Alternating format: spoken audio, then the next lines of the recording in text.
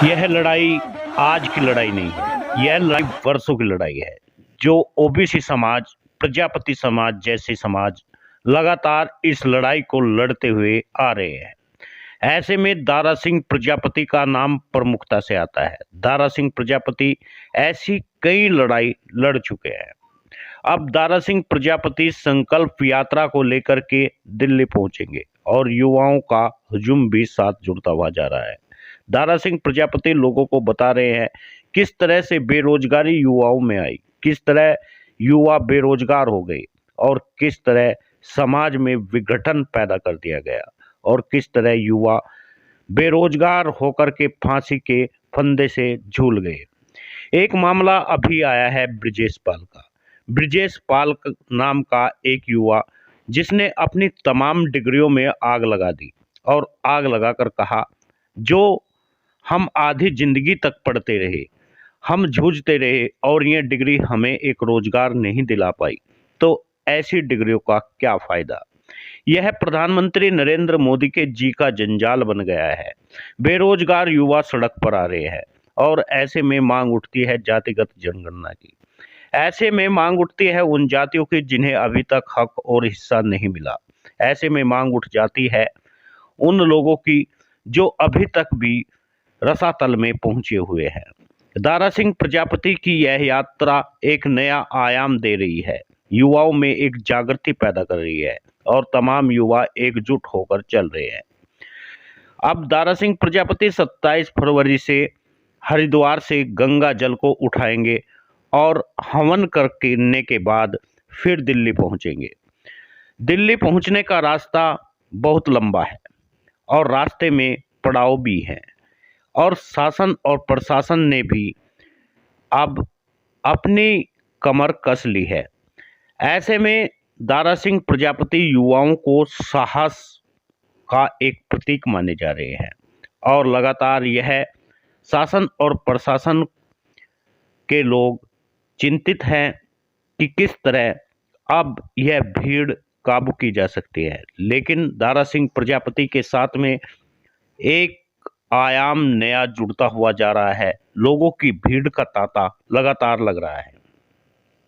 दारा सिंह प्रजापति 1 मार्च को दिल्ली के जंतर मंतर पर पहुंचेंगे, लेकिन उससे पहले आपको बता दें 27 फरवरी से यह संकल्प यात्रा निकलेगी और फिर मुजफ्फरनगर में रुकेगी।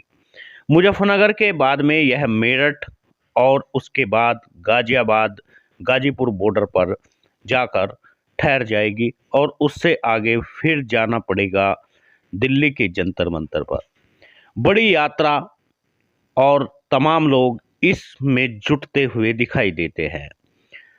समाज के अनेकों लोग, पिछड़े वर्ग के अनेकों लोग जो 10 सालों में जिन्हें रोजगार नहीं मिला, 10 सालों में जिन्हें आरक्षण नहीं मिला, 10 सालों में जो अभी तक भी कहीं ना कहीं अछूते हैं।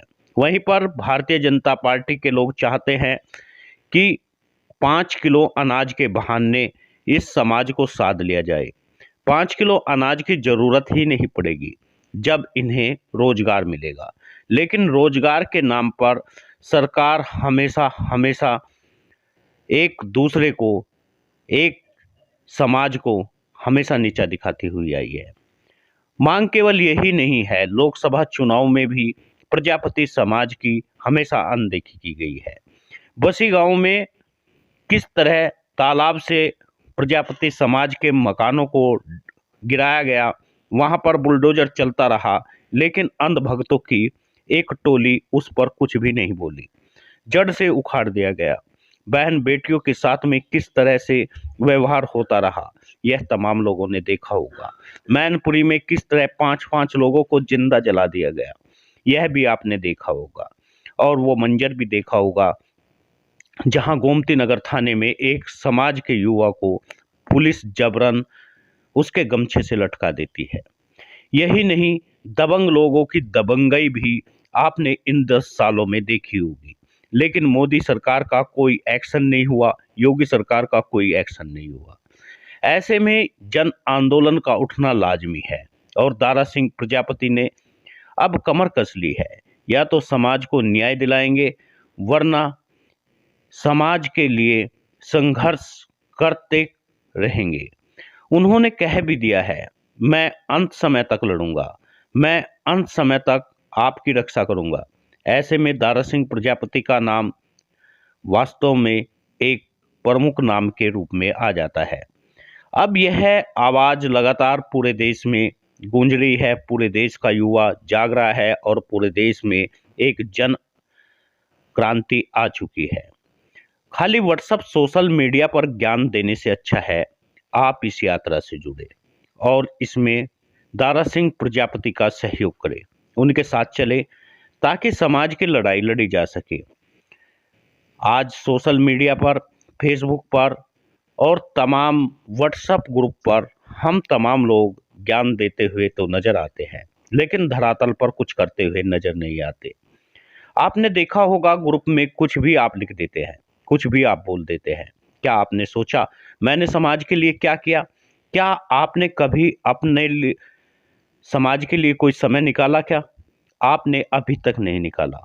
आप खाली ग्रुप में 2 लाइन लिख करके बैठ जाते हैं और आप अपना काम तक छोड़ने को तैयार नहीं होते और समाज की एकता की बात करते रहते हैं।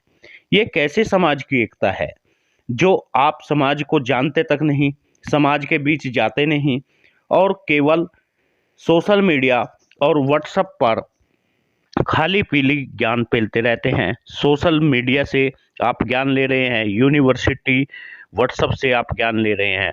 आपको धरातल पर जाकर देखना पड़ेगा, आपको समाज के बीच में जाकर देखना पड़ेगा। आखिर समाज की क्या दशा है, आखिर समाज की किस तरह दुर्दशा हो रही है। आपके पड़ोसी का मकान गिर जाता है, नगर निगम मकानों को गिरा रहा है, आपको पता नहीं है, आप उस पर एक शब्द तक नहीं बोलते, लेकिन अपने ग्रुप मेंबर के खिलाफ आप दिन प्रतिदिन लिखते रहते हैं, बोलते रहते हैं। ऐसे में देखना पड़ेगा हम समाज के लोग क्या पथभ्रष्ट हो गए हैं, क्या हमें मालूम नहीं, हम राजनीति में इस कदर बौखला गए हैं, हमें दिखाई नहीं देता कि हम लड़ाई समाज की लड़ रहे हैं या राजनीतिक दलों की। हमें क्या लेना भाजपा से, हमें क्या लेना कांग्रेस से, हमें क्या लेना अन्य दलों से। हमें तो समाज की लड़ाई को लड़ना था, हमें तो इस समाज को एक समृद्ध समाज बनाना था, हमें तो समाज की उस लड़ाई को लड़ना था जो मुख्य धारा से आज भी नहीं जुड़ पाए। आज भी लोकसभा के टिकट उम्मीदवार हमारे बनाए नहीं जाते। हम हक और हिस्सा हमेशा हाथ फैलाकर मांगते रहते हैं। हमें शिक्षा की ओर आगे बढ़ना था, हमें आईएएस पीसीएस अफसर बनाने थे, हमें डॉक्टर इंजीनियर बनाने थे, लेकिन हम केवल और केवल सोशल मीडिया पर ज्ञान फैलते रहते हैं। साथियों, आपसे निवेदन है, आप समाज के लिए खड़े हो जाइए और समाज की लड़ाई को सकारात्मक रूप से लड़िए। राजनीति ग्रुप में न करें, राजनीति किसी सोशल प्लेटफॉर्म पर न करें। आप समाज को शिक्षित और सुविकसित बनाने की कोशिश करें। निवेदन है आपसे, वीडियो को शेयर जरूर करें। News channel subscribe